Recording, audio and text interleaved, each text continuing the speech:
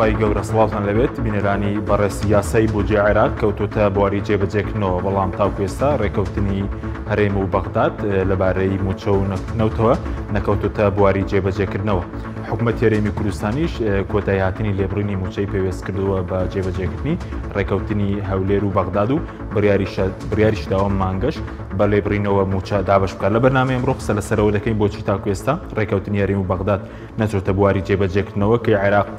پارە دەنێرێ و بۆچی حکوومەتی هەرێمی کوردستان لە کاتێکدا داهاتی زیادی کردووە هەڵگرتنی لێبڕینی موچەی پێویست کردوەوە بە جێبەجێکردنی ڕێکەوتنەکە وەکەی چیرۆکی لێبڕینی موچە لە هەرێمی کوردستان کۆتایی پێدێت. ڕێکەوتنی هەرێم و بەغداد تا ئێستا نەچووەتە بواری جێبەجێکردنەوە. سەرڕای زیادبوونی داهاتیش حکوومەتی هەرێم درێژە بە لێبڕینی موچە دەدات. یاسای بودجێ عێراق لە ڕۆژنامی فەرمی بڵاو کراوەتەوە و کەوتوتە بواری جێبەجێکردنەوە. ڕێکەوتنی هەرێم و بەغداش کە لە مادەی 11 یاسای بودجەدا تا ئێستا جێبەجێ نەکراوە. بەپێی یاسای بودجێ عێراق بۆ تەسلیمکردنی داهاتی 250,000 بەرمیل نەوت بە نرخی سۆمۆ دەبێ وەزارەتی سامانە سروشتەکانی هەرێم و وەزارەتی نەوتی عێراق هەماهەنگی بکەن. لە هەمان کاتیشدا دەبێت دیوانی چاودێری دارایی هەرێم و عێراق بڕی ئەو داهاتە فیدراڵیانە یەکلا بکەنەوە کە هەرێم ڕادەستی بەغدایان دەکات بەڵام هیچیان نەکراون. بە گوێرەی زانیاریەکان بۆ جێبەجێکردنی یاساکە دەبێت جارێکی دیکە وەفدێکی حکوومەتی هەرێم سەردانی بەغدا بکاتەوە بەڵام تا ئێستا دیار نییە چ کاتێک سەردانەکە دەکرێت. لەلایەکی دیکەوە حکوومەت هەرێم بە پاساوی جێبەجێنەبوونی ڕێکەوتنی هەرێم و بەغدا دەیەوێت درێژە بە لێبڕینی موچە بدات.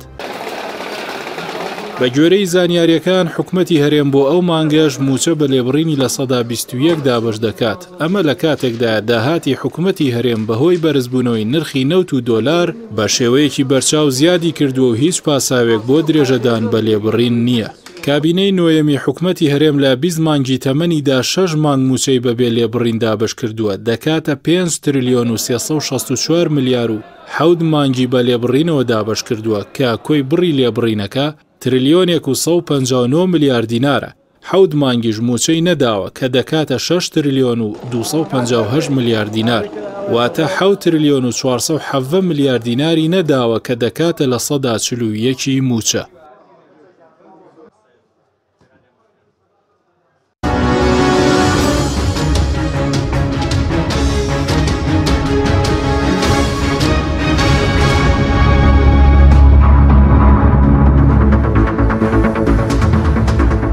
جارێکتر سڵاوتان لەبێت بینێرانی بەڕێز بۆ قسەکردن لە سەرم پرسا لە سۆدەی سەرەکی میوانداری ئەنوەر کەریم بەرپرسی گۆشەیابووری لە ژووری توێژینەوەکانی گۆڕان هەروە لە هەولێرەوە سەرکۆ ئازاد گەڵاڵی ئەندامی لیژنەی دارایی پەرلەمانی کوردستانمان کردووە. سوپاسی ئامادەبوونتان دەکەین کاک ئەنوەر لە بەڕێستانەوە دەست پێ بکەین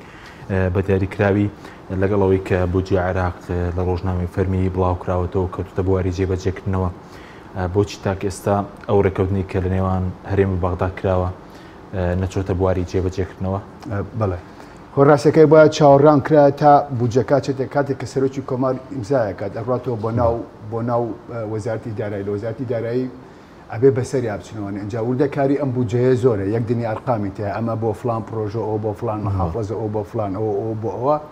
لەبەرەوە ئیشێکی ئاسان نییە تقریبا نزیکی 20 ڕۆژ بۆ مانگێکی پێچێ دوای ئەم 20 ڕۆژ بۆ مانگا اینجا ئەو کاتا چێتە بواری جێبەجێکردن و باری جێبەجێکردنەکە چییە؟ ڕقەمەکان خۆ ئاسانن مەسەلا بۆ نمونە ئێمە ڕێکەوتون لەگەڵ حکوومەتی عێراق کە داهاتی 250,000 بەرمیل بە نرخی سۆمە بووین بە حکوومەتی عێراقی و هەروها لە 150 داهاتە نانەوتیەکان داهاتەکانی ترەگرێتەوەێ ئەمە ڕقەمە یعنی طبعا ئەم ڕقەمانە وردەکاری ئەوە نییە تۆ بەڕەسی دوو بەشت ئەمە بکرێ ئەمە مەبدەئیان ڕێکەوتون لەسەر فیگەرێک لەسەر ڕقەمێک بڵێن حکوومەتی هەرێم و حکوومەتی عێراقی یعنی هینەکان قورز نین ئەگەر بیانێ بۆ جێبەجێکردنی کارەکە زۆر ئاسانە نرخی سۆمۆ چەنە ڕۆژانە 250,000 تۆتەڵیەکەی دوایی لەگەڵ لە 150 داهاتە نانەوتیەکان چەند بوو بە ئەو ڕقەمە دوای مقاسەکرێتە چەندێمێنێتەوە بۆ دەنێرە عێراق عنی پێما بێ ئەوە علمێکی قورس و هین نییە کە نەتوان بەس بۆچی مادەم جێبەجێ ناکرێگەرەوەندە قورس نەبێ سەباز دەکەی کە وەفدی فەنی حکوومەتی هەرێم پێویستە بچێتەوە بەغداد بڵێن وەزارەتی سامانە سروشتەکان و وەزارەتی نەوتی عێراق ڕێکەوتن بکەن لەسەرەوەی کە داهاتی نەوتەکە چۆن تەسلیم بکرێت لەگەڵ دیوانی چاودێری دارایی عێراق وەرین بەسەرەوەی کە بڕی داهاتی نانەوتی لە هەرێم بخەمڵێن و لە 150 بۆ بەغداد بێ بۆچ تا ئێستا ئەوە نەکراوە هەردوو لە نانەوێت جێبەجێ بکرێت لە ڕاستیەکەی من پێما بێت تا ئەمڕۆژ سەرۆکی حکوومەتی هەرێم کۆبەتەوە لەگەڵ کۆنسوڵەکانی ئەوروپا و ئەمانەیە کە وعدی پیاوان کە ئەمە ئەچێتە بواری جێبەجێکردنەوەوانێ و ئێمە سوورە بین لەسەر جێبەجێکردنی و کاک حەکیم من پێما بێ مێژوو ئەوەنە گرنگە ئینسانە بێت دەرسی لێوە بگرێت ئێمە لە 2014 کە ڕێنەکەوتون لەگەڵ عێراقاوە نییە کە ڕێنەکەوتون لەگەڵ عێراقا بینیمان هەرێمی کوردستان بە چ دۆزەخێکار ڕۆیشتەوە بە چ دۆخێکار ڕۆیشتووە بۆیە یعنی کاتێک کە تۆ مێژووە خوێنی تۆ بێوانەی لێوە بگری پێما بێ حکوومەتی هەرێمی کوردستان یەکێک لە ئەوەی کە ئەمەیە بیڵم لێرەشە ئەوەی کە زۆر گرنگە بەلامەوچکەی ڕێک یەکەم ڕێکەوتنی نێوان بزوتنەوەی گۆڕان و پارتی دیموکراتی کوردستان بۆ تشکیلی کابینەی نۆهەم ئەگە بچنەوە تۆ میدیاکاری پێما بێ ئاگاداری ئەوەی خاڵی یەکەمانەوەیە کە پارتی دیموکراتی کوردستان ئەبێ ڕێبکەوێت لەگەڵ حکوومەتی عێراقا لەسەر بودجا لەسەر نەوت لەسەر گاز لەسەر مادەی 140 لەسەر شایستە دارایەکانی پێشمەرگا یعنی ئەمە ئەگەر بێت و ئەم ڕێکەوتنە بکرێن پێما بەکارێکی زۆر باشەوە پێشم وایە ئەبێ بکرێت چونکە نەکردنی یعنی کەواتەی ئمە دەرسمان لە مێژووە نەگرتووە حکوومەتی هەرێمی کوردستان بەم دۆزەخە ئەڕواتوانێکە لە چەند ساڵی ڕابردووە پێ ڕۆشتووی ئەوەی کە ئێستا هەر دۆزەخ کار بەردەوامێزە بەڵێ دۆزەخ بەردەوام ئازانی بۆچی لەبەرەوەی تۆ تا ئەم دقیقەیەش موچە بە لێبڕینەوەیە کاکە لەبەرەوەی یەک ئینفلیشنی گەورە لە عالەمە هەیە گە تۆ سێری نرخی نەوت بکەیت مەسەلە پار ئەم پار لە 19 مانگە هاتە ژێر سفرەوانێ وەنی ئەمڕۆ نزیکی 66 دلارە وایەوانەیە سەیری چی هەڵاوسانێکی گەورە بووە سەیری نرخی کۆپەر بکە سەیری نرخی پلاتینیۆم و پالادیۆم و سیلڤەر و ئەمانە سەیری ئەگریکەڵچەر بکە زراعەت ماهینی زراعی ئەمانە یەک هەڵاوسانی زۆر گەورەیە ئەم هەڵاوسانە گەورەیە بەهۆی ئەو پرینتی مەنی ئەم پارە چاپکردنە کە لە ئەمریکا و لە بریتانیا و لە ئەوروپا و لە یابان و لە چاینە تەبعکرێت یەکەی تەنانەت عێراقیش بەشێک پارە چاپەکات یعنی ئەم هەموو پارەیە کە هێتە ناو بازارەوە فیات کەرەنسی بە ئینگلیزیەمەی پێوترێ کە هێتە ناو بازار ئۆتۆماتیکی هەڵاوسان دروست دەکرێت کە کاتێک کە تۆ پارە ئەبێت یعنی دیمان دەبێت لەسەر شتەکان کە تۆ پارەت بێت دیمان دەبێت ینی خواست دەبێت لەسەر شتەکان کاتێک کە خواست دەبێت کاتە شتەکە گرانە بێت یەکێ لە کێشەکانی تریش ئەوەیە مەسەلە بۆ نمونە ئەگەر تۆ سەیری عمرکەی لە ئەوروپا و لە یابان و لە ئەمریکایە ئەمانە لە دوای حربی عالەمی دووهەمەوە ئەو جیلەی کە لەدایک بوون بە ئینگلیزی پیانوترێ بیبی بومەرز بیبی بومەرز یعنی چی لەو کاتەوە ئەگەر لە حەزب کەی لە دوای حربی عالەمی دووەمە ئابووری عالەم بەگشتی زۆر گەشەی کردوێتەوە لە 100 ساڵ پێش ئێستا چی بوو دنیاوە نیە ئەم بیبی بومەرانەس هەموو ئێستا بەرەو تەقاعود بوونە ڕۆن یعنی دیکلاینین ئەیج یعنی تەمەنەکان کەمە بێتەوە کە تەمەنەکان کەمە بێتوانێ ئەو کاتە نرخی کرێکار گرانە بێت تێگەڵم چیچکەمانە بەرەو تەقاعودیە ڕۆن کاتە کاتێککە نرخی کرێکار گرانە بێ یعنی لیبەر وەیجز گرانە بێ ئەما کەیتە سەر چیە کەیتە سەر کۆنسیومەرز ینی ئەو شتانی کە ئێمە بەکارێن یعنی بۆیە هەڵاوسان زۆر گەورە بێ هەڵاوسان لە چەند ساڵی داهاتوو هەرچەند ئێستا هەڵاوسان لە عێراقی شار بە پێی وەزارەتی پلاندانان گەشتە نزیکی 5 ینی ئەم هەڵاوسانە و لە هەرێمی کوردستانیش هەڵاوسان بەرز بۆتوانێ یعنی بۆیە ئێستا کاتی ئەوە هاتووە کە ئیتی بڕینی موچە بوەستێت یعنی لەبەرەوەی هەم هەڵاوسانە کاتێک هەڵاوسانە بێ مەفروزە حکوومەتەکان پێڕایز بکەن ینی بڵێن بە کوردی نەزانم چی پێڵن یعنی هینەکان بەرزکەنەوە موچەکان بەرزکەنەوەوانێ بە پێی ڕێژەی هەڵاوسان لە وڵاتەکە کە هەیە اینجا لەبەرەوە کاتیەوە هاتووە کە حکوومەتی هەرێمی کوردستان دەست هەڵبگرێت لە لێبڕینی موچ سوپاس دەکەم کاک سەرکۆ جەنابیش بەخێر بێ سوپاس بۆ ئامادە بوونێت وەکو لیژنەی دارایی پەرلەمانی کوردستان ئەوەندەی بۆداچوونتان کردبێ ئێستا یاسەیە بۆ جێبەجێکردنی یاسای بۆ جێ عێراق لە نێوان هەرێم و بەغداد یاخود ئەو وەفدەی کە فەنیەکە حکوومەتی هەرێم بچێتە بەغداد دیارەکەی دەچێت بەڵێ سپاس بۆ جەناب و بۆ بینەرانی عزیزی پێم و میوانە بەڕێزەکەتان لە ڕاستیدا ئێمە لە هەفتەی ڕابردوودا کۆبوونەوەی لیژنەی دارایی و لیژنەی سامانە سروشتەکانە بوو لەگەڵ وەفدی دانووسانکاری حکوومەتی هەرێمی کوردستان لەوێ پرسیای ئەو پرسیارەمان ئاراسیان کرد کە بەڕاستی حکوومەتی هەرێمی کوردستان ئامادەیە ئەمە جێبەجێ بکایان وەکو ساڵەکانی ڕابردوو چاوەڕێکات پشتێکی بەسیتی بۆ بێت و ئەو متمانەی کە لە دەست دراوە کە حکوومەت ئیلزام ناکا بە یاسای بودجەوە بەمانەوە تا چەندێک ئەوان بەێمایان سێ جار بەڕێز سەرۆکی وەفدی دانووسانکار و تێمە بە هەموو شێوەیەک ئیلتیزامی پێوەکەین و جێبەجێەکەین و هەموو بە هەر ڕێگایەک و بە هەر شێوەیەک بێ ئەمە قسەی ڕەسمی بۆ نمونە حکوومەتی هەرێمی کوردستانە کە وەرمان کردو دواتریش سەرۆکی حکوومەتیش بامان شێوە ئاماژەی کردووە بەوەی کە ئەم ڕێکەوتنەی ئێمە التیزاماتی خۆمان جێبەجێکن بەڵام ئەوەی کە لە واقعی بینین ئێمە ینی پرسیارمان کردووە هەم لە وەزارەتی دارایی و هەم لە بەشی بودجەی وەزارەتی دارایی بەڕێوەبەرایەتی گشتیە وتوانێت ئێمە وەزارەتی دارایی نووسراوی فەرمی کردووە بۆ حکوومەتی وەزارەتی مالی عێراقی کە ئێمە التیزاماتەکەین بە هەموو ئەوانەوە و وەفدی تەکنیکی ئەوەی کە من معلوماتمێ بە بەردەوامی لەسەر خەتن لەگەڵ عێراقا لەگەڵ وەزارەتی دارایی عێراقا یعنی ئەمە بڕوا ناکەمەوە ئەوەندە کێشە بێ بەڵام وەزارەتی دارایی کۆمەڵک ڕێنمایی دەرەکە یەکێک لەو ڕێنمایانە پەیوەستە بە هەرێمی کوردستانەوە چۆن بۆ وەزارەتەکانی تر دەرەچێت بۆ هەرێمی کوردستانیش دەرەچێت و ڕێکارەکان ئاسانن بۆ ئەوەی کە ئیلزام کرێت و ئێمە لەوێ جەختمان لەوە کردەوە کە ئەم یاسایە ئەوەی کە بەپێی دەنگی لەسەردراوە لە پەرلەمانی لە ئەنجومەنی نوێنەرانی عێراق ئەوەیە کە لە یەکەوە چێتە بواری جێبەجێکردنەوە هەموو استێقاقاتی هەموو شوێنەکانیش لە یەکەوە جێبەجێکرێت واتە پشتی هەرێمی کوردستان لە یەکەوە دەنێرێت و التیزاماتیش لەسەر هەرێمی کوردستان لە یەکەوە بەڵام ئەوەی کە من ینی خوێندنەوەم بۆ دوای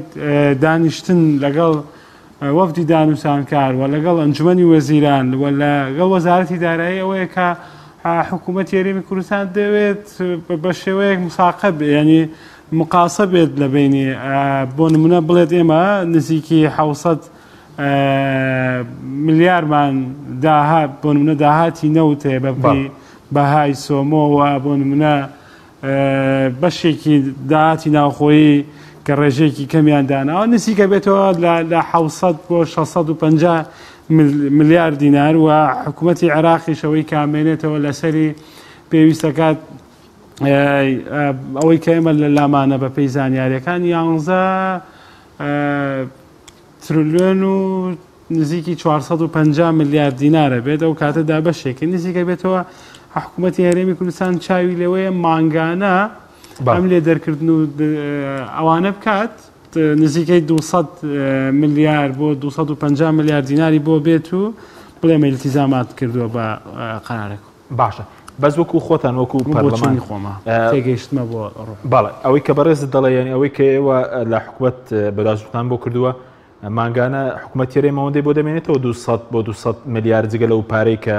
تەسلیمی عێراقی دەکات لە داهاتی 250,000 بەرمیل لەگەڵ نیوەی داهاتی فدراڵی لەگەڵ دانەوەی قەرزی بانکە بڵین بانکی بازرگانی عێراق ئەوەندەی بۆ دەمێنێتەوە TBI بەڵێ خۆی تێنەگەیشتم لە پرسیارەکەت کاک بەڵێ وتم ئەوەی کە بەڕێزت باسی دەکەی ئەو زانیاریە وەفدی حکوومەت باسی کرد کە 200 ملیار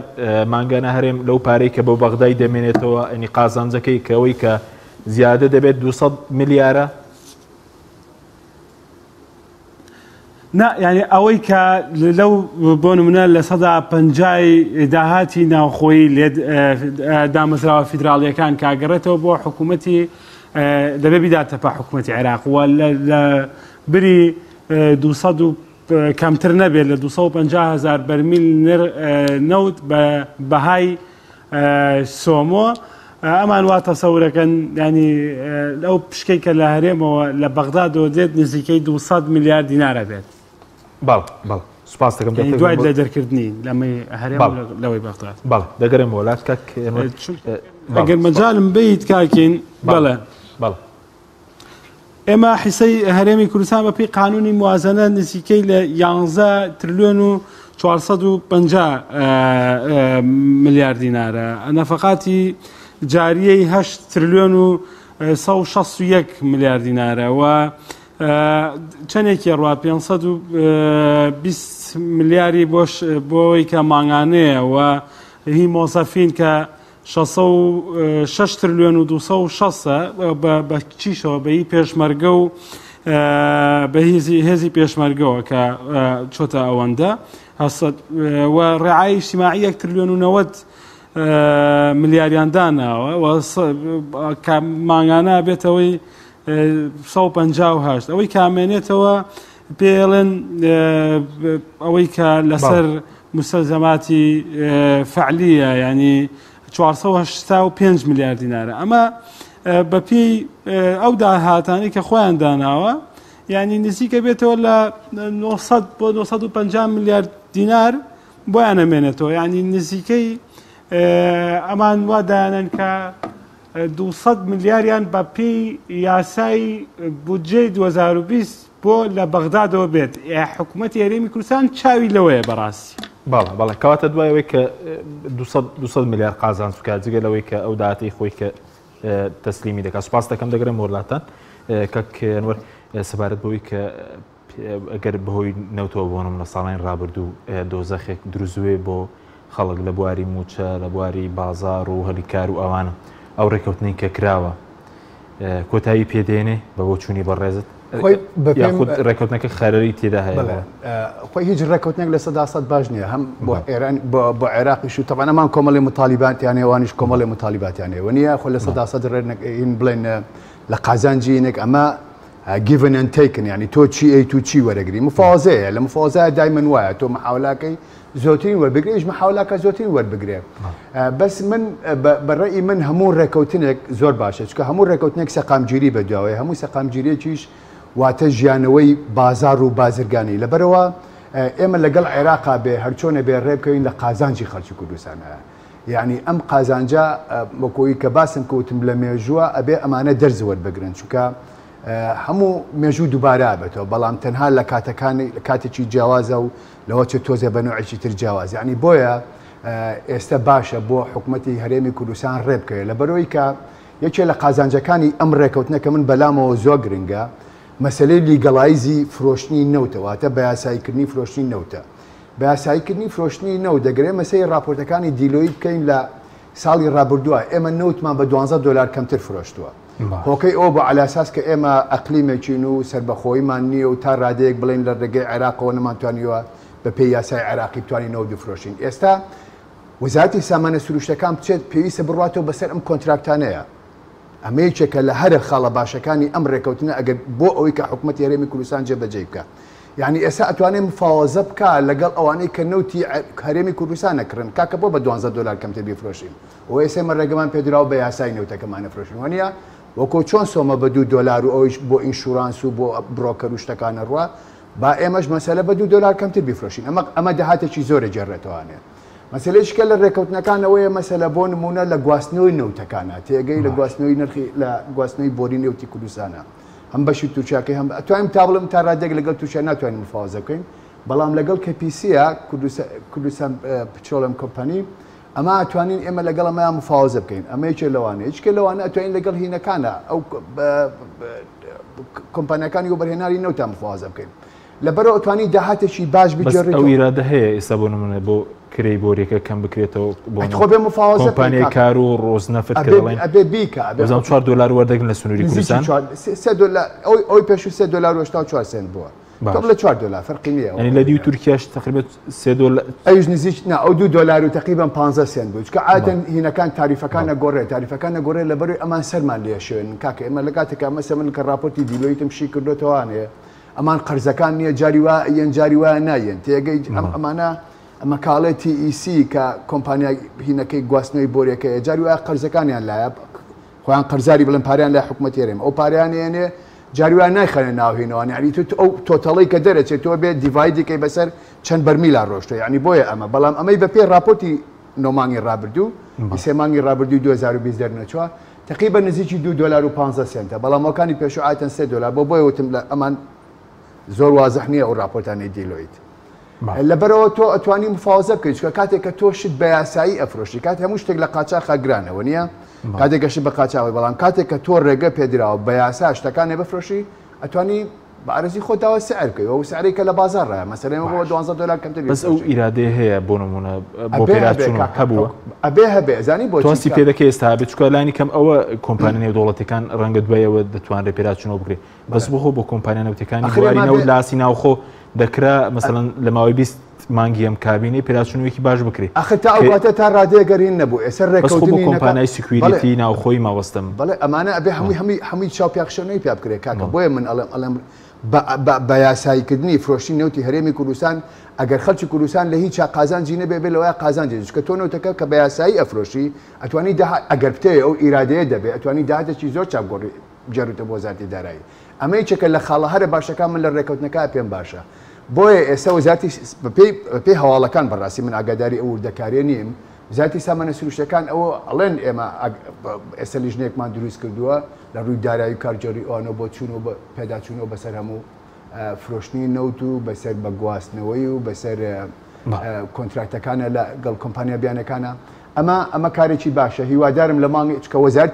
وەزارەتی سامانە سروشتەکانی چێ لە ئیشە هەرە گرنگەکانی ئەوەیە کە بچێتەوە بەوە بچێتەوە ئەو کۆنتراکتانە ڕێخاتەوە جارێکی تر وە زۆرترین داهات بێنێتەوە بۆ هەرێمی کوردستان ئەوەی کە ئاشێورامی کردوێتی ئەو ناشەفافی و گەندەڵی کە کراوە ئێستا ئەم وەزیرە پێویستە ئەمانە ڕێک بخاتەوە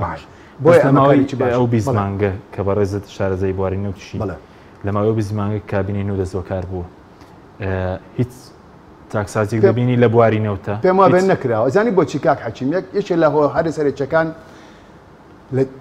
بەهاتنە دروستبوونی کابینەی بڵێن نۆهەم یعنی لە سەرەتای مانگی 11 نۆڤەمبەری ڕابردووە لە چاینە مەسلەی کۆڤید-19 دروست بوو ودا نرخی نەوەی زۆر دابەزی ینی من هەموو جارێ باسیەوە کە مەسەلە بۆ نمونە هیچ لەمانەی کە ئەم ڕێکەوتنە پێویستە مەسەلێ سندوقی داهاتە نەوتەکانی کوردستان دروستکردنی سندوقی داهاتە نەوتەکانی بۆ هینی داهاتە نەوتی غازیەکانی کوردستانە ئەمە ژێچەکە لەو بوارانە مەسەلە لە ساڵی 2015 ئەم یاسایە دەرچووە لە بەرەوەی کە شەڕی داعش بووە لە بەرەوەی کە ناویچە نرخی نەوت دابەزیەوە لە 2015 و 16 لە بەرەوەی ڕێفراندەم کراوە لە بەرەوەی پەتای کۆڤید-19 هاتووە ئێستا پاساو نەماوە بۆ وەزارەتی سامانە پێشتیش پاساو هەبووە مەسەلەن تۆ گەر لە پەرلەمانی یاسای دەرچووی بۆ سندوقی داهاتە نەوتی غازیەکان هەموو داهاتی نەوت بچێتە ناو سندوقەکە هیچ پەیوەندی بە شەڕی داعش و ریفراندۆم ئەوانەوە هەیە بۆ شەفاف نەکرێ بۆ نا بۆ شەفافکردنەکەی ناڵم بەڵام دروستکردنی سندوقەکە تقریبا کاریگەری زۆریە بۆ ئەو کێشانی کە باسم کردوکە و شەڕی داعش و ڕێفراندەمەکە و پەتای کۆڤید-19 و دابەزی نرخینەوە لە 2015 و 16 وەلایەتی بۆ حکوومەتی هەرێمی کوردستان نێتوانی مەسەلە موچەی خەڵک بە هەمومان بیرمانەکە لە سا هەفتا و لێبڕین لە سا هەفتا و هەشتاوانە بوو بە 50 ڕۆژیش موچادراوە نیە تا ئەم ڕادەیە تا ئەو ڕادەیە ئەوە کاکە ئێمە بورانی لە مۆزوع بەڵام وەزیری سامانە سروشتەکانە وەزیرە پێویستە ئێستا ئەمانە جێبەجێکە یەکەم کاری ئەم وەزیرە دروستکردنی ئەو سندوقەیە ئەمە یەک دووەم پێداچوونەوە بەسەر ئەم گرێبەستانیە چونکە ئەمە زۆر زەرورە ئەگەر وانە بێ کاتی یاسای چاکسازی کاکەوە یاسای چاکسازی نییە موچە بڕین یاسای چاکسازیوێ کە تۆ داهات زیاد بکەیت ئەمە گرنگە بەس لە موچەکەدا کورتکرایەوە ئاخ بەڵێ منیش ئەمە ئاڵم بۆیە ئەڵم ئەمە بە چاکسازی دانانە من ئەڵم کاتێک کە تۆ یاسای چاکسازیەکەی ئەبێت تۆ داهات زیاکەی کە بە زیادکردنی داهات ئەوە نییە دەستبەری بۆ قوتی خەڵک زیادکردنی داهاتەوەیە کە تۆ چاکسازی بکەی لە هەموو سەکتەرەکانی ئابوووریە. سپاس دەکەم کاک سەرکۆ بگەڕێنەوە لای بەڕێزت سەبارەت بە مەسەلەی ئەوەی کە خۆتان پرسیارتان کردووە بۆچی حکوومەت لابردنی لێبڕینی موچەی پێوەست کردوەوە بۆەوەی کە عێراق پارە بنێرە یاخودنا ئێستا داهاتی ئەوەندە لەبەردەست نییە کە کۆتایی بە لێبڕینی موچە بێت و چاوەڕێی عێراق نەکرێت کە پارەکە دەنێرێت یاخودنا خۆی کاک حەکیم هیوادارم ئەوە زوو ئێمە بکەوێتەوە بیر یەکەم کاتمان پێداوی فەرموەر کاک کاک حەکیم کێشەی ئەم حکوومەتی هەرێم ئێمە 42 واشومان ئیمزامان کۆ کردوتەوە بۆی حکوومەت بێتە پەرلەمان بۆ ئەوی لێبڕینی موچە نەمێنێ ینی ئێمە ئۆزام لە بەرنامەکەی جەنابتەوە بوو کە باسی سەردانەکانی لیژنەی داراییمان کرد بۆ خاڵە سنووریەکان و باسی ئەو کەم و کوڕیانەمان کرد لە خاڵە سنووریەکانە هەیە یعنی من هاوڕام لەگەڵ مامۆستا یعنی ئەبێت یەکەم چاکسازیەوەیە کە چاکسازی لە سەرچاوی داهاتا بکەی لە شەفافێت لە بواری نەوتا لە قاچاقچەتی لە نەوتا یعنی تەسەورەکەی ئێستا لە هەرێمی کوردستانە قاچاق ئەو هەموو نەخۆشیێت لە چیوە بڵاو بۆتەوە ئەم قاچاقچێتی لە نەوتەوە هەتاوکو مریشکی زیند و مریشکی بەست و جۆ یعنی تەسەورەکەی چاویان بڕیوەتە جۆی دوو لە ڕووی جەنابتان گوێدرێژ بۆ ئەوەی قاچاقچێتی بکەن یعنی ئەبێت چاکسازی لە مەرزەکانە بکرێت لە لە بواری نەو تا بکرێ ئەمانە خاڵی ینی ئەساسی نەگەرم حکوومەتە ئەوێت بەڕاستی چاکسازی بکات دەبێت لەمەوە دەستی پێ بکەوە ئێمە بە پێی ئەو خەمڵاندنی کە پێشووتر هەمان بوو بە بۆنەی کۆڤیدەوە داهاتی ناوخۆیی نزیک ببووە لە سفرەوەی کە خۆیان باسێکردکەن 20 میلیارد دینار بووە ئێستا نزیکە بێتەوە لە 280 میلیارد دینار ئەمە بەس لە داهاتی ناوخۆیی و خاڵە سنووریەکان و بەدەر لەو دزی و جەردەیی و قاچاقچێتی کە لە مەرزەکان ناگرێت خۆ جەناب تەزانی حیوان ئێستا بە قاچاخێنرێ مریش بە قاچاخێنرێ هەر شتێک کە تۆ بتەوێت پارەی گومەرگی زۆر لەسەر بێ بە قاچاق داخڵەکرێ ئەمە لەلایەکیەوە ئێمە 28 میلیارد دینارمان لە ئینەکانەوە وەرەگرین لە هاوپەیمانانەوە وەرەگرین ئەمە داهاتێکە ئەوەی کامێنێتەوە ئێمە پێشتر 290 پێش کۆڤید 295 میلیۆن دۆلار لە داهاتی نەوتی بووە بۆ وەزارەتی دارایی گەڕاوەتەوە 120,000 بووە ئێستا ینی بۆ بە 147,000 دینار ینی 100 دۆلاری ئەمریکی بۆ 147 ینی لە 100 دۆلارە حکوومەتی هەرێمی کوردستان 27,000 قازانجی کردو چونکە نەوتەکەی بە دۆلارە فرۆشێت ینی تۆ حسابی کە ئەگەر 250 میلیۆن دۆلاریش بێ نزیکە بێتەوە لە 480 بۆ 500 میلیارد دینار بەس لە نەوتە یعنی ئەوەی کە ئەوە بینی لە داهاتی ناوخۆیە بە قاچاقچێتی و بە جەردەییشەوە نزیکە بێتەوە لە 280 میلیارد دینار ئەمانە هەمووی و 27 میلیارد دیناریشمانەیە لە هاوپەیمانە بەڕاستی ئەمە هیچ مبەڕێک نەماوە بۆ حکوومەتی هەرێمی کوردستان بۆ ئەوەی کە لێبڕینی موچە بەردەوامی پێبا یعنی ئەمە بێقەید و شەد ئەبوایە پێشەوەی ڕێکەوتنەکەی بەغایش بچاتە جێبەجێکردنەوە حکوومەتی هەرێمی کوردستان لێبڕینی موچەی لابردایە بەڵام ئەگەر ئەمەش نەبێ لە ڕپێپێی یاسای بودجەی 2021 لە مادەی 11 ئاماژەی پێکراوە حکوومەتی هەرێمی کوردستان ئیلزامە لەو بڕەپارەی کە بۆی تەرخان کراوە کە دەنێرێ بووە هەرێمی کوردستان لەو پشکە پێویستەکات ئەو لەوێت بۆیە کە بدرێت بە موچەی موچەخۆرانی هەرێمی کوردستان ئەگەر هەرێمی کوردستان بەردەوام بێت لە لێبڕینی موچە یعنی بە جۆرێک لە جۆرەکان حکوومەتی هەرێمی کوردستان پابەند نەبووە بە جێبەجێکردنی ئەو ئیلتیزاماتانەی کە لەسەرەتی لە یاسای بودجەدا بۆیە بەڕاستی ئێمە وەکو پەرلەمان فشارەکانی خۆمانە خینەگەر بۆ مۆزوعیوە بەڵام بەڕاستی پێویستە لایەنە سیاسیەکان ئەوە بزوتنەوەی گۆڕانە و یەکێتیە و پارتیش ینی خۆمانە هەمووی وادیانناوە بە خەڵکە ئێمە باشەکەوتی موچا گەڕێنینەوە خۆشگوزەرانی دابینەکەین ئێوە کاکە ینی لە 2014ەوە باشەکەوت دەرکرا دوایەوە موچە بە 6 ڕۆژ و 7 ڕۆژ ئەدرا دوایەوە 21 موچەی لە 21 خەڵک بێزار بووە هیلاک بووە یان نازان ینی ئەم حکوومەتە ئەوەی کە ئێمە لێ تێگەیشت بێتن لە بیرکردنەوەی ئەگەر بەم شێوازە بێت ینی خزمەتکردنی خەڵک نییە ئەگەر بیر لەوە نەکاتەوە هەر تۆزێک ماندووبوونی ئەو خەڵکە ئەو سگوشینەی موچەخۆران لەم 7 ساڵی ڕابردووە تووشی بوونە هەر مەجالیان بن تۆزێک ئارامیان بۆ بگەڕێتەوە هەر هیچ نەبێ موچەکانیان وەکو خۆی لێبێتەوە نەعلاوە نە تەرفیع نە لە بەرزکردنەوە نە هیچ شتێک نەماوە کاک لە هیچ قانونێکان نییە تۆ لە 2014ەوە کەسێک ینی پۆلیسێک پلەکەی لە ڕێز عرفاوە نەبووە بە نایب زابط ئەمە معقولە تۆ دوای 7 ساڵ قانونی نەبێت دوای 3 ساڵ تۆ پلەکەی بۆ بەرزکەیتەوە موچەکەی بۆ بەرزکەی خۆ ئەم بەردەوامە لە خزمەتکردن ئەمانە هەمووی ئەوەیە کە بەڕاستی ئەم بڕیارە ینی پێویستەکات حکوومەت زۆر بە جدی بێتە سەرخەت ئێمە وەکو پەرلەمان ئەومان لە بەردەسا ینی بتوانین ئەگەر حکوومەت بێتە پەرلەمان مقنیع نەبوو جوابەکەمان لێ پرسینەوە بکەین و پرسانی بۆ بکەین ئەگەر ئەمەش نەبوو لە پرۆژە بودجەی هەرێمی کوردستان بێتە پەرلەمان حکوومەت ئیجبار بکەین بەڵام بەداخەوە بەشێک لە پێویستەکات ینی ئەمە خەمی گشتیە بەڕاستی نەکرێتە مزایدەی سیاسی کاکە وڵی من ئەگەرم موچەیە چاک بکرێت با هەر ناوی فراکسیۆنەکە ئێمەش نەوترێ ناوی من نەوترێ بەس میوەیە خەڵکەکە وەزعی باش بێ هەر کەسێک چۆن ئەوەی ڕێکەوتنەکەی بەغاکرا هەمووی خۆی کرد بە خاوەنی خوا بکات ئەم لێبڕینە لابرن ئەم عقڵێتی برسیکردن و گیرفان بڕینی خەڵک کۆتایی پێبێنن دەستخۆشیان لێکەن بەڵێ سپاس دەکەم کاک سەرکۆ ناوبڕێکمان هەیە دواتە گەڕێمە وڵاتان بەڵێ بینەرانی بەڕێست ناوبڕێکی کورت و دەکەین وڵاتی تۆپ ئارت تاکە بریکاری تۆڕی میدیایی کۆمەڵ بۆ بەرهەمهێنان و بڵاوکردنەوەی ڕێکلام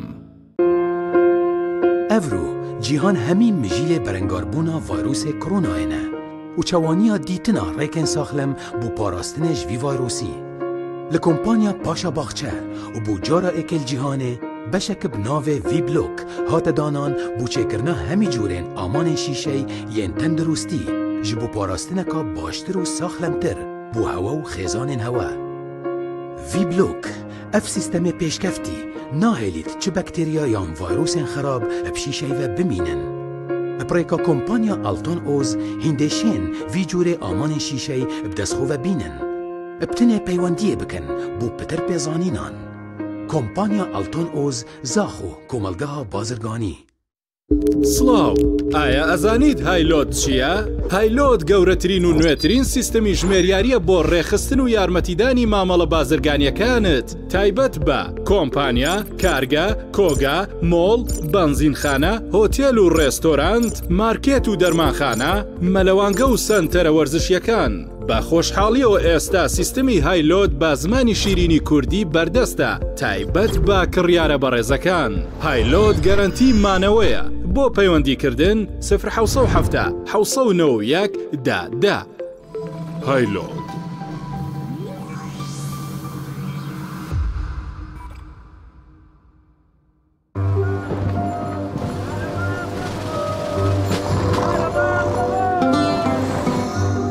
كورينو حس يعني سيبر بارانا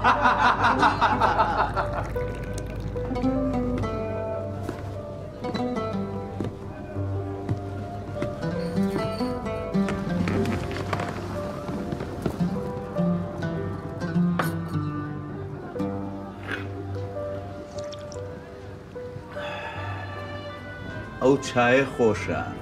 وەک چاوی ڕەش بێ شیرینی شەکر ژیانی هاوبەش بێ چا بێ چا نەبێ هەر کەسێ هەم نشینی چا نەبێ قەت بێت چا نەبێت ئەمە چایەکەوە ئیلهام بەخشە مامۆستا ئەمە ڕاستە خۆی یەک چایە بەڵام تێکەڵەی حەوت جۆر چایە ئەمە چای نەورەسە نەورەس بەڕاستی پڕتام و چێژە چای نەورەس تێکەڵەی حەوت جۆر چای کێڵگەکانی سریلانکایە ئەمە خەوچاتێکەڵەکەی نەورەسە من بەس ئەم چای خەبەر مەکاتەوە یەکێک لە بەرهەمە ناوازەکانی دۆڵفینسی سفرەی سەفەری دۆڵفینسیە. دۆڵفینسی لەگەڵ خواستە هەمە جۆرەکانی ئێوەدایە و باشترینی بۆ هەڵبژاردوون. بۆ ڕازاندنەوەی سفرە و خوانەکانتان بۆ میوانی زۆر و خوانە تایبەتەکانتان سفرەی سەفەری دۆڵفینسی هاوڕێی هەمیشەیتان دەبێت. ڕەنگی جیاواز، خەبارەی جۆرا و جۆر، کوالیتی باش، نرخی گونجاو، سیمای هەرە دیاری بەرهەمەکانمانە. سفرەی سەفەری دۆڵفینسی باشترین جۆر و زۆرترین دانا. دۆڵفینسی بژاردەی کابانی ماڵ بۆ هەر چوار وەرزی ساڵ.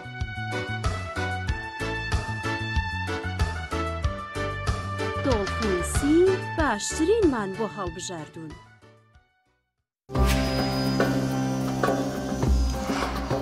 هەیە حەزەکات چایەکەی بۆندار بێ هەیە حەزەکات بێبۆن بێ هەیە ئەیەوێت تامی هێلی تیان بێت هاشا ئەیەوێت هیچ تامێکی تیان نەبێت بەگشتی هەریەکەمان بە شێوەیەک حەز لە چاکەیە بۆیە ئێستا چای سعدەدین لە پاڵچای تێکەڵی چایخانە چەندین جۆری تری چای بۆ ئامادەکردوون و هەمووشیان لە باشترین جۆری چای سەیرانی خاڵیسە لەگەڵ چای سعدەدین بژاردەی زۆرت لە بەردەستان چای سعدەدین. تۆپ ئارت تاکە بریکاری تۆڕی میدیایی کۆمەڵ بۆ بەرهەمهێنان و بڵاوکردنەوەی ڕێکلام.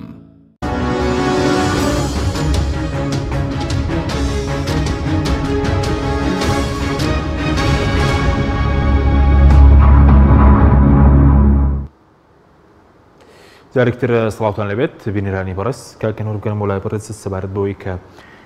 ئێستا بە بەرزبوونەوەی نرخینەوەت بە بەرزبوونەوەی نرخی دۆلار زیادبوونی داهاتی ناوخۆ دووقاتی ئەو لێبڕینێنیە کە داهات زیاد نیەک ئەو لێبرینێک 180 میلیارد کە لە سەدا 20 موچەیە لە کۆی موچەکە بەڕێزی دەڵی کۆتایی دەوێت پێبێ کاک سەرکۆش بەس بۆ شارێک بۆ منە گۆڕانە یەکێتیە لەناو حکوومەت نەگەر ناڕازین خەڵک بچێتەکە بۆ لەناو حکوومەتەوە شارێک دروست ناکرێ. لای کاک حەشی من هەر یەکەم جار وتم هەر لە ڕووی هەڵاوسانەوە پێویستە هین نەمێنێت یعنی ئەمە هەڵاوسان خۆ کێشەیەکی عالەمیە ئەمڕۆ تا وەزارەتی دارایی عەفوم کە وەزارەتی پلاندانانی عێراقڵی هەڵاوسانە و ئێمە خۆشمان هەستی پێکەین هەڵاوسانەوە نییە بۆ وەکو باسم کەوتم سەیری نرخی نەوت کە لە ساڵی پارەم کاتە ژێر سفر بووە ئێستا 66 دلار ئێمە خۆی هەڵاوسانە وایە وانە سەیری نرخی کۆپەرکە سەیری نرخی گۆڵکە سەیری نرخی پلاتینیۆم کە سەیری نرخی سیلڤەرکە ئەمە هەمووی هەڵاوسانە یعنی سەیری ئەگریکەڵچەر موادە هینەکان موادی بڵێن گەنم و جۆ و خواردەمەنی و ئەم شتانە ئەمە هەڵاوسانە کاتێ من ئەوەم باس کردوتم یعنی حکوومەت خۆی پێویستە درک بەمە بکات یعنی حکوومەت پێویستە درک بەمە بکات کاتێک کە هەڵاوسانە بێ پێ ڕێژەی هەڵاوسانەکە پەیڕایز با بە ستافەکانی بە مۆزەفەکانی بە کارمەندەکانی یعنی ئەمە ئێستا حکوومەت ڕاستە ئێمە یەکشت ئەخر لێرێدا کێشەکە ئەوەیە ئێستا لە وڵاتانە زۆربەی زۆری وڵاتان پرینتین مەنی یعنی ئەوان پارێ تەبەکەن ئێمە ئەمەمان نییە پارێ تەبەکەین وەنیە چکە خۆتۆ ئەگە سەیری ئەمریکا و کاکە یابان ئەنلیمیتد یعنی دیاری نەکراوە خوان وەکو چۆن بیانێ خوان بارزی خوانی یەکەن ئەمریکاەوە لە ساڵی پارۆ تقریبن 7 تریلیۆن دلاری هین کردو پرینت کردووە بەریتانیا هەر بە هەمان شت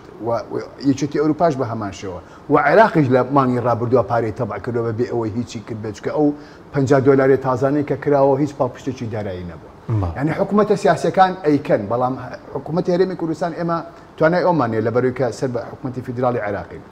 جا بۆیە ئێستا حکوومەتی هەرێمی کوردستان یعنی پێویستە بیر لەوە بکاتەوە مادام هەڵاوسان بۆ بەهۆی دابەزینی بەهای دراوە هەم دینارەکەشی بڵێن دیڤالیو بۆ بەهاکەی دابەزیەوە ئەم هەڵاوسانە عالەمیەکەش لە کۆمۆدەتیە لە شتومەکە یعنی حکوومەتی هەرێم پێویستە خۆی ئەمە بکات یعنی بەڕاستی پێویست ناکە پێی بوترێ یعنی خۆی کاتێک کە حکوومەت ئەبێ بیکات یعنی مەفروزە بەس بۆچی نایکات بۆچی نایکات ئەو ئەبێ بە خۆیان جوابی ئەوە بنەوە کە بەڕێزت ئەبێ خۆیان جوابی ئەوە بنەوانە چکە من ئەمەی کەوامە دوتم لە ڕووی اقتصادەوە مادام هەڵاوسان دروست بووە کاک حەکیم پێویستە پەیڕایز ببێت وەکو لێبرینێکە بۆ منە یەکێتیە گۆڕانە پارتیە هەمویان بەرپرسێنین لە لێبرینێکە بۆ فشار دروست ناکرێت بۆی کە کۆتایی پێبێنرێت بەڵێ ئەگەر کابینەکە سەرکەوتوو بوو هەرسێکمان دەڵێن سەرکەوتوو بن وانە ئەگەر کابینەکە ژێرکەوتوو بوویت خۆ بێ بڵێن هەرسێکمان ژێرکەوتوو بێت خۆ مزایدە نییە بڵێ کاکە وەڵام من ئەمە هێن بوومەوە چی ئەوانە من پێ دەڵم کاکە ئەڵێم حکوومەت یعنی کەوتم حکوومەت یعنی هەرسێ حیزبەکە مەفروزە ئەمە بکەن و مەفروزە خۆیان بیری لێ بکەنوانێ چکە ئیشی اقتصادەوەیە ئیشی حکوومەت ئەوەیە کاتۆ کە تۆ هەڵاوسان بووە مەفروزە پەیڕایز بێ بە ستافەکانێ بە کارمەندەکانێ بە پێ ڕێژەی هەڵاوسانەکە ئەبێت چەندین بوو ئەوە پرسنتیجی بۆ زیاد بکەیت بەزوو وەزارەتی دارایی ئێستا وەزیرێکی لە بزنەوەی گۆڕان هەموو داهاتەکە دێتەوە بەردەستی وەڵای ئەوەی کە بەڕێز بەداستان کرد بێ وەکو خۆتان وەکو ئەوەی کە من بزانم هەتا ئێسش تەمویلی وەزارەتی دارایی لەلایەن وەزارەتی سامانە سروشتەکانەوە کرێت بەڵێ داهاتە نانەوتەکان نەگەڕێتەوە بۆ وەزارەتی دارایی ئەمە گومانیتانە بەڵام تا ئەم دقیقەیەش تەمویلی وەزارەتی دارایی لە ڕێگەی وەزارەتی سامانە سروشتەکانەوە کرێت چکە ئەوان تا ئێستا بەرپرس بوون لە فرۆشتی نەوت و ئەوانە و هیوادارم ئیتر ئەوانش بەڕاستی پێشبینی خۆت لە سڵ چەندی داهاتی نانەوتی دەگەڕێتەوە وەزارەتی دارایی چەندی بۆ حکوومەتە چەندی بۆ کۆمپانیا و بۆ ئەوانێ داهاتی نانەوتیۆندی داهاتی نانوتیەکان ئێستا ئەمان وەکو کاک سەرکۆ ئیشارەتی پێیاڵن داهاتە نانوتەکانمان ئێمە بەرز کردێتەوە بۆ 280 ملیار دینار مەسەلە مانگانەوە نییە ئەم 280 ملیار دینارە ئەمە بە حساب داهات زای کردو بە حساب کۆمەڵێ ڕێگان گرتووە مەسەلە لە هەم باجیان زیا کردەوە باجی خزمە گوزارەکان زۆر زیاکراوە ئەمە گومانیتیانە لەم شتەیە باج لەسەر هەموو شتەکان دانراوە من لەگەڵ ئەوەیان باشدا بنرێ بەڵام کاتێک چکە کاکە باجەکان زۆرن لە ئەوروپا و لە ئەمریکا نزیکی 100 باجەیە 100 باج بەڵام کاتێک کە تۆ ئەم باجانیان لێ وەرەگری ئەبێ خزمە گوزارەکانیشان بۆ جێبەجێ سەبا زۆر زیاد کراوە بەڵێ باج زیاد کردووە بەڵام بەپرسی حکوومەتە بۆ وتی هیچ دینارێکمان لەسەر باج زیادکردن نا باج لەسەر خزمە گوزارەکان دانراوە تێگەڵم چی مەسەلە بۆ نمونە تۆ دوکانێکە بۆ قەتعەیەکە هەڵواسیوە ئەمە ئێستا باجی لێسەنێ ئەمە خزمەت گوزاریە تێگەی ئەمە زیاد نەکراوە ئەمە دانراوە لەسەر ینی باجەکە دانراوە ینی لەسەر هەموو شتێک باج دانراوە وە کاتێک کە باش دانرێ پێویستە خزمە گوزارەکانیش بە پێی خۆی بڕوە ئەمە یەک و دووهەمیشان پێویستە داهاتی تاک زیاب بکە وە گەشەی ئابووری بەردەوام بێ ئەچەن ئابووری عێراق کوردستان تەسەورەکەم ئەمساڵ ئابووری عێراق بە ڕێژەی لە ساڵ 4 و 5 زیاب بکە ئەمە کارێکی باشە بۆی بەرزبوونەوەی نرخی نەوتوانێ ئەمە کارێکی باشە بەڵام قەزم ئەوە بوتم کە حکوومەت دەبێ ئەوە بکە یەکەمە بێ داهاتی تاک زیاب بکە و دووهەمیشان گەشەی ئابووری بەردەوام بێت سپاس دەکەم کاک سەرکۆبگەرم وڵای بەڕێزت باسیەوەت کرد کە پێویستە کۆتایی بە سیاسەتی گیرفان بڕین بهێنن بڵین ئێستا هەم هەر سێلایەنەکە بەشدارین لەم سیاسەتە یاخود لە پەرلەمان بۆ فشارێک دروست ناکەن منەم ڕۆژە لە پەرلەمان بەڕێز قسە کرد داوت لە خەڵک کرد لە نوێ شخێنان کرد کە دوای تەرایحەکان خۆپیشاندان نازام گرت بوونەوە بکایی بۆ خۆتان لە پەرلەمان ماگرتنەیەک شتێک فشارێک دروست ناکەن وڵا کاک حەکیمبوون لەگەڵ جەنابتا لەم بەرنامانە بەشدار بووینەوە خەریکە خولەکەمان تەواو بێت من لە ئەوڵۆ هەر بەم شێوازە قسەم کردووە هەر بەم شێوازە ئیشمان لەسەر کردووە بەرژەوەندی خەڵک لەکوێ بووە ئیشمان لەسەر کردووە ڕاستە ئێمە حیزبین و التیزاماتی حیزبیمان هەیە و چوارچێوەیەکی حیزبیمان بۆ دیاری کراوە بەڵام خۆتەزانی ئێمە جەلسەمان تێکدا لەسەرەوەی کە باسی موچە نەکرات و مەوزوعی لە مانگی 12 و ئێستش من داوام کردووە لە هەموو فراکسیۆنە جیاوازەکان لە ناو پەرلەمانە یەکەم بە تەکلیف و داواکاری لە هەموو ئەندامانی بەڕێزی فراکسیۆنەکان داوامان کردووە کە پێکەوە بە زەخ فشار بکەین ئەم حکوومەتە بوەستین ئەم سیاسەتی گیرفان بڕینە کۆتایی پێبێنە حکوومەت ئەگەر ئەمە نەبوو داوام لە خەڵک کردو ئەگەر ئەم ڕێکارانە بەردەوام بە دڵنیاییەوە چی ڕێکارێک پێویست بێ بۆ ئێحرات بۆ ئەوەی کەم حکوومەتە بوەسێنرێ بۆ ئەوەی حکوومەت کۆتایی بە لێبڕینی موچە بێنێت من وەکو پەرلەمانتارێک وەکوی کە نوێنەراتی خەڵکەکەم وە فراکسیۆنەکەیشم بەڕاستی حیزبەکەیشم ڕێگەی پێداوم ئازادانە بتوانم نوێنەراتی خەڵکەم بەڕاستی ئەمە ماوەیەکی نزیکی خۆدەزانی لە ساڵی ڕابردووە حکوومەت لەو 12 مانگەی 5 موچەیدا حەو موچەی خوارد ئێستا لێبڕینی موچە بەردەوامە ینی ئیتر خۆ خەڵک تۆ لە ڕوت نایە بچیتە ناو خەڵکەوە ینی ئەمە کەسکاری منە برای منە خزمی منە هاوشاریمە دراوسێمە هەموو هاوڵاتیانی کوردستانە خۆمەوە نییە بڵێن کاکە بەرامبەر بە عەرەبێکراوە بەرامبەر بە تورکیەکراوە ئەمە ئەم سیاسەتی حکوومەت ئەم لێبڕینی موچە و گیرفان بڕینە بەرامبەر بە هاوڵاتیانی خۆمان بۆیە هەموو سڵ ناکەینەوە لە هەموو ڕێکارێک کە بگرینە بەر باشە بەس لە پەرلەمان تا و کاتێک کە پێویست کات لەگەڵ هاوڕێیانمانە بەڵێ بەس لە پەرلەمان ئێستا گەشتوتەوەی واژۆ کۆ بکەنەوە خۆتان ئامادەن بچێتە خۆناغیەوەی کە دووبارە پرۆسەی پرساندن بەڵێ حکوومەت بکرێت لەسەر لێبڕینی موچە من بۆ خۆم لەبڕی لێرە بەنهای خۆمەوە قساکەم 42 واژووان کۆ کردوەوە جاران بە 32 ناڕاز ینی گروپی ناڕێزایی پەرلەمانتارانی ناڕازایی لەسەر موچە 32 کەس بووین بەرز بووە بۆ ینی ئێستا ئەم بۆم لێبڕینی موچە ئەم ژمارەیە بەرز بۆتەوە بۆ 42 ئەندام پەرلەمان و ئێمە فشارەکانمان ئەوەیە کە ڕای گشتی لەسەر دروست بێت دوای کە ڕای گشتی لەسەر دروست بوو پێویستەکات حیزبەکان بێنە سەرخات و بۆ وەکو پەرلەمانتار ئەگەر باوەڕ پێک هێنەر نەبوو و ئەم بەشە بودجەی لە بەغاوە هات پارەیان نار لە بەغاوە فایزی هەیە زیادەی هەیە وەکو مامۆسا فەرمی بە هەڵئاوسان هەیە بۆیە خۆیان چاکیان کردە ئەم هەموو هیچ مبەرڕێک نامێنێتەوە ئەوەی کە باسمان کرد نرخی بەرمیلێک نەوت 4 ئەوەندە زیادی کردووە بەهای دیناری عێراقی دابەزیوە دۆلار بەرز بۆتەوە یعنی هاوکاری هاوپەیمانان زیادی کردووە ئەمانە هیچ مبڕێک نەماوە کاک حاکیم بۆ ئەوەی کە بڵێن وڵی کاکە بامە چاودا بخێن بۆی کاکە حیزبیش ینی لە پێناو گروپێکە لە پێناو چاکەی گشتی و خزمەتکردنی خەڵک بووە ئامانجەکەی کە خزمەتی خەڵک بکە ئەگەر حیزبێک خاڵی بێتەوە لە خزمەتکردنی خەڵک و داخۆیکردن لە خەڵک ناوی نامێنێت حیزب بەڕاست باشە ئێستا ئەو حکوومەتە ئەکابینی نوێن بەوە چوونی بەڕێزت خاڵی بۆتەوە لە خزمەتکردنی خەڵک ئێستا دامەدان بەم لێبڕینی موچەیە بەردەوامیدان بە لێبڕینی موچە لە دوای ئەم هەموو گۆڕانکاریە باشانەی کە لە هەرێمی کوردستانە ڕوویدا بە بەرزبوونەوەی نرخی دۆلار بە بەرزبوونەوەی نرخی نەوت بەوەی کە داهاتی ناوخۆیی بەرز بۆتەوە بەوەی کە پشکی هەرێمی کوردستان دیاری کراوە ڕێکەوتن کراوە ئەگەر حکوومەت هەرێمی کوردستان بەردەوام بێت لە لێبڕینی موچە بەڵێ نەک خاڵی بۆتەوە لە خزمەتکردنی خەڵک بەس بەڵکو هەنگاوی بەردەوامیە بۆ گیرفان بڕینی موچە خۆران و هاوڵاتیان پێ دوای حکوومەتێکی گیرفان بڕە بە قسەی جەنابەت بێمە تەشیر نییە ئەگەر بەم شێوازە بەردەوام بێ کۆتایی بەم لێبڕینە نێنێ ئەمە بە بۆچوونی منە باشە زۆر بە کورتی سەبارەت بەوەی کە لەم بیزمانگەدا تۆکو پەرلەمانتارێک بەڕاشکایی وەڵامان دەیتەوە لە چاکسازی لە بواری نەوت لە بواری خاڵە سنووریەکان بڵین لەبارەی داهاتی ناوخۆی چاکسازی چی کراوە هیچ کراوە لەم کابینێت چاکسازی یاخود تەنها موچەبڕینەکە بوو بە کورتی بێسپاس دەکەم چاکسازی کراوە لەوەی کە باش خراوەتە سەر تابلوی دوکانێکی فەلافل بەڵام چاکسازی نەکراوە لەو عقدانەی و کۆمپانیاسە بەلاحانە و پارە خەیاڵی کە لە بواری نەوتە سەرفەکرێ لەوەی چاکسازی نەکراوە کە لە سەدا هەفتای داهاتی نەوت چۆتە بەرمۆدە و دیار نامێنێ چاکسازی نەکراوە لەوەی